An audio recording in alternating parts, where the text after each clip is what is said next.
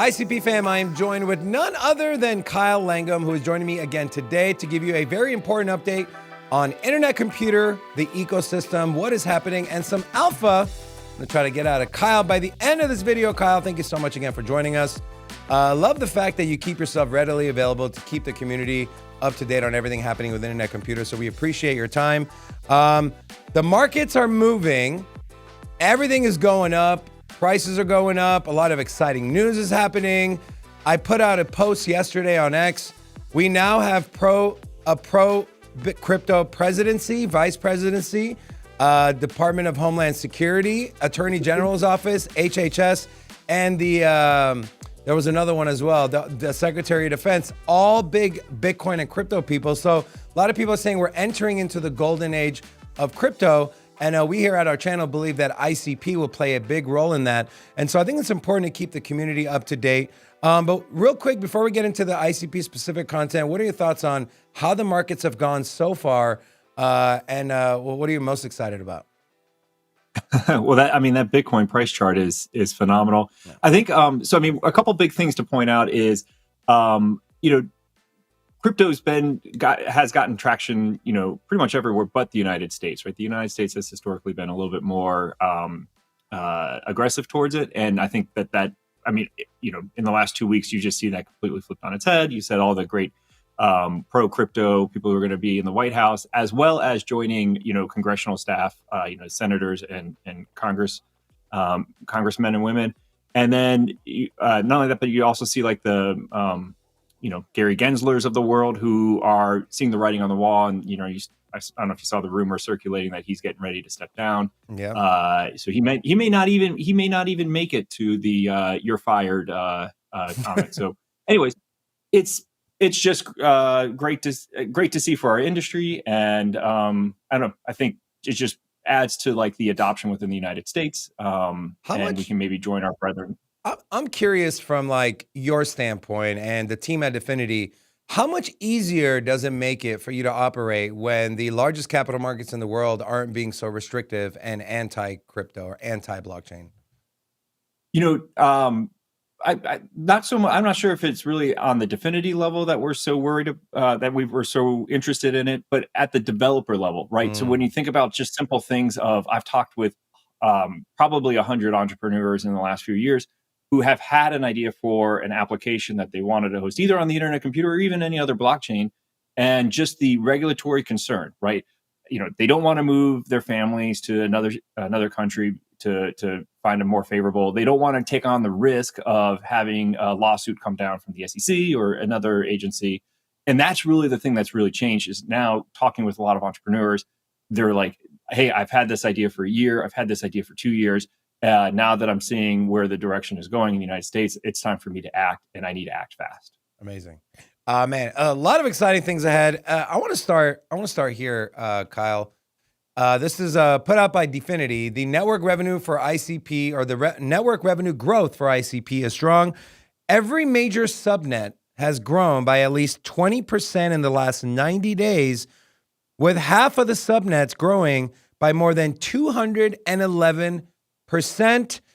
Obviously, it's great if ICP does good, but what is a token or essentially the blockchain without the ecosystem also rising above with it? Also, I want to point out the ecosystem report that is on the Internet Computer website that I will link in the description of this video for you guys to go check in depth and read it. A lot of great info in there. But Kyle, can you maybe expand on this growth here? What are some things you're seeing, or anything from this report that you wanna kind of highlight?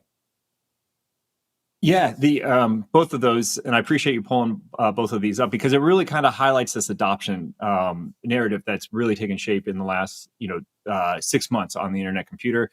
We're seeing, and again, this isn't necessarily an internet computer story. This is a story about the applications built on the internet computer. You're starting to see them be much more user traction. They're deploying more and more features. So when you see cycle burn on the internet computer going up, that means that more users are using apps, and those apps are becoming more data and compute heavy.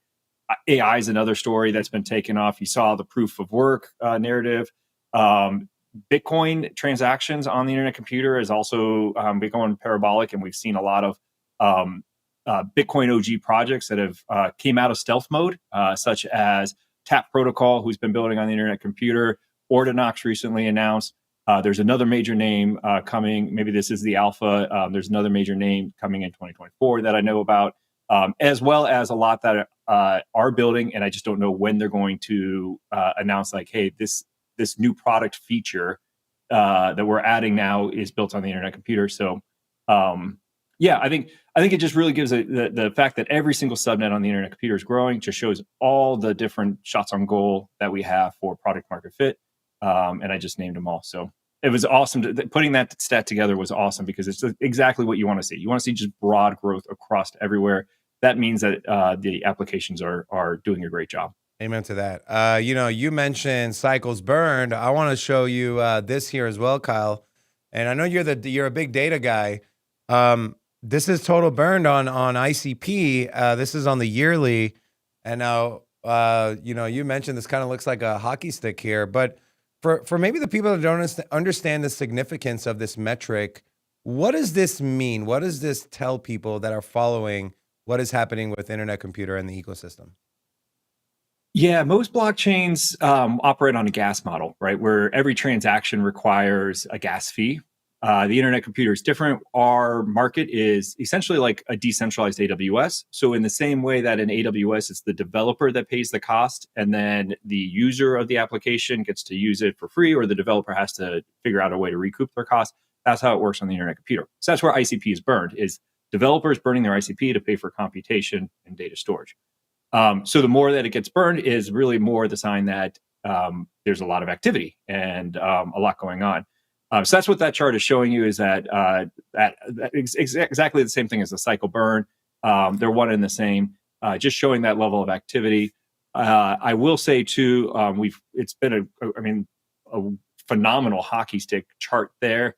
And I know, man, there's a lot that I can't, I don't want to share because it's not my news to share, but there's a couple applications coming Kyle. that I think that, a couple months from now, that chart, that hockey stick part of the chart is actually going to be hockey sticked itself. So there's a lot of exciting things happening right now. You sure you can't share maybe just a little bit? I will share. I'm actually helping out with a project. And if you're interested in mining BRC20 in runes, then maybe I can come back on the show and share some more about how to do a proof of work for BRC20s and runes as a more fair and equitable way to distribute tokens. Interesting. Could this be potentially like a meme play? Am I? Yeah, I think so. Yeah. Okay. Proof of work plus meme plus Bitcoin style tokenomics. That's the play. Man, if you're watching, that's we're definitely bringing you back for that, Kyle. I want to point something out. So there's talks around the whole made in the USA with crypto, right? With President Trump taking office, there's rumors spreading that any cryptocurrency or any company that launches a blockchain or crypto project that's domiciled in the US, those tokens will not be, won't be taxed, correct, as capital gains. I know, and I don't even know if you can answer this question, but the Dfinity Foundation is located in Zurich, Switzerland, right? That is domiciled in Switzerland.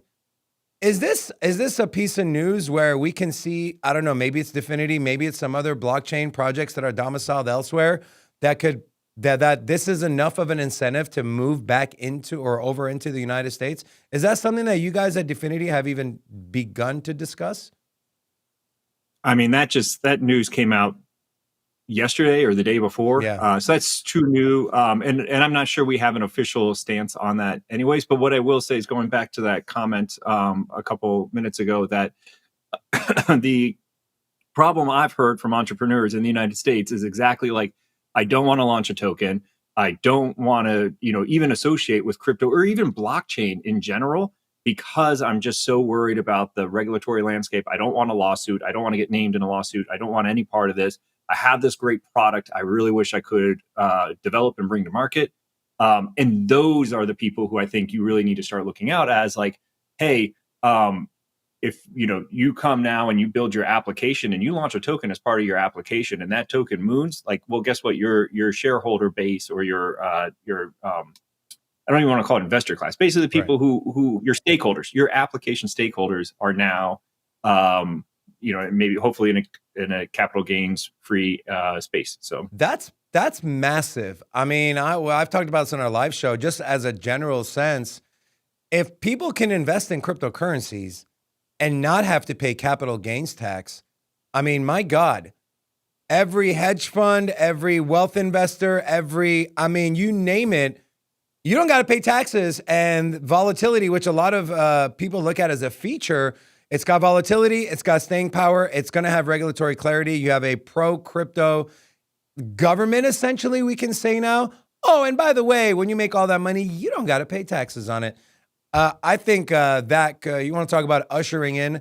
I don't even know if golden age would be the right name or right moniker to use. But there's a lot of exciting times ahead. Go ahead, Kyle. You know who it might not be great for is Puerto Rico. Puerto Rico has got a whole neighborhood that is just basically Bitcoin Alley. Anyone who made incredible gains in Bitcoin has moved to Puerto Rico because their tax is a much better tax place. You could really definitely imagine that money coming back to the mainland. And so maybe that's less great for Puerto Rico, but that's exactly, like, it shows you exactly like how investors think about assets. So I mean, just the idea of it getting floated, whether or not it happens or not. I mean, 2 years ago, we were talking about, is Bitcoin a security and is it going to be outlawed in the United States? Now we're talking about, hey, actually, do you have to even pay taxes on this thing? That is such a good point. And that is what this industry is. It moves very fast, not only in prices, but in a lot of the other things as well. Kyle, I do want to also talk about this. So this was posted by the Dfinity X handle. 3 big milestones: tokamak, beryllium, and stellarator. So the key functions, and I'll go to this article here from cryptonews.com. This kind of breaks it down here. So tokamak, this is for the latency. It's going to produce transaction speeds currently available in traditional finance, so reducing latency in the network. Beryllium is more on the for the developers, the DevOps. And then the stellarator upgrade is known as the breakthrough in on-chain data storage. It enables each subnet to host over 1 terabyte of memory per canister. So this upgrade allows developers to build sophisticated applications requiring large-scale data processing, thus bringing, quote, a new level of utility to blockchain technology. I'll leave it general, Kyle. If you want to comment or expand on any 3 of these, please feel free to do so. But which one are you most excited about? Definitely the on-chain data storage there, 1 terabyte of data.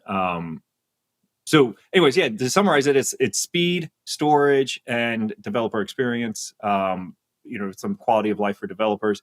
And again, developers are our customer.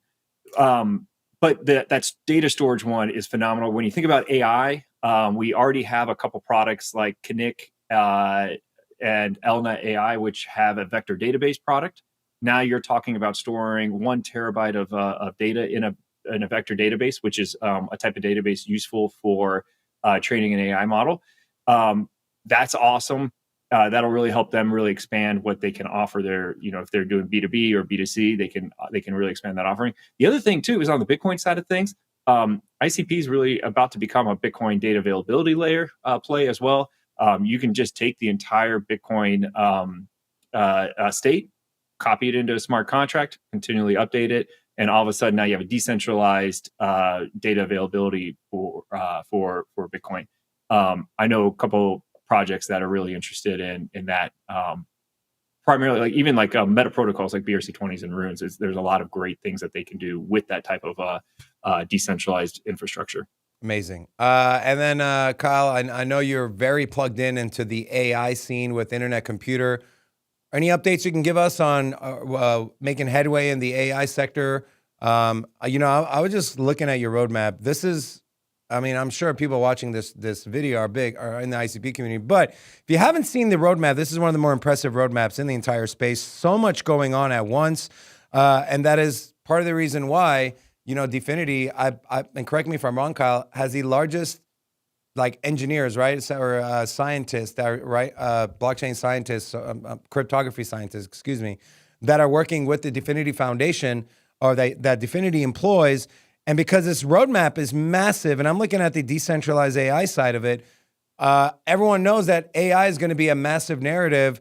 Any update on where some headway we're making with AI and internet computer? Yeah, actually, I was in DC the day after the election for a blockchain infrastructure summit, and talking with some of like state representatives and national representatives here in the United States. And they actually, that was a common topic about like concern over AI. And they were a bit shocked that blockchain could be used to actually secure AI agents and AI models, right? That's our selling point for decentralized AI is if you put inference on chain, it's tamper proof. Somebody can't come in and mess with the AI model. That builds trust with the consumer, also allows for more like confidential, more like highly sensitive AI models as well.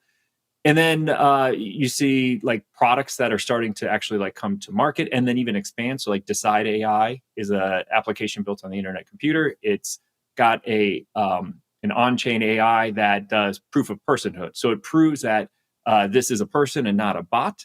And they recently announced this week, or maybe it was last week, late last week, that they are now expanded to Solana. So now Solana apps can leverage this proof of personhood. Huge. And I think that's kind of like what we're starting to see is like a few of the AI, the people who were trailblazing last year in 2023 doing AI inference on chain, they're actually now starting to find their product market fit and then leverage that to expand into additional ecosystems. And that's how I would really love to see this play out, is for ICP to become basically like the AI layer for every blockchain. I know when I was out in Las Vegas earlier in August, I was talking with a lot of Cardano devs. They were really interested in like building out an AI component on the internet computer, but leveraging that in their Cardano app. So they don't have to, there's none of this like, hey, you got to rebuild your app on the internet computer if you want this AI component. It's just keep your app on Cardano, and here's an AI agent that you can use securely. So that's kind of where I see AI headed right now. Yeah, it's definitely exciting times ahead. And Kyle, we're excited that you're a friend of our channel. Thank you so much for joining us, giving important updates to the ICP community on everything happening. Guys, if you want more ICP content, we have an entire ICP playlist. Recommend you go watch all the videos. Kyle, we thank you for your time, and we look forward to speaking to you again, brother. Thank you so much. My pleasure. You guys put on a great show. I appreciate it. Thank you, man. Appreciate it. Take care.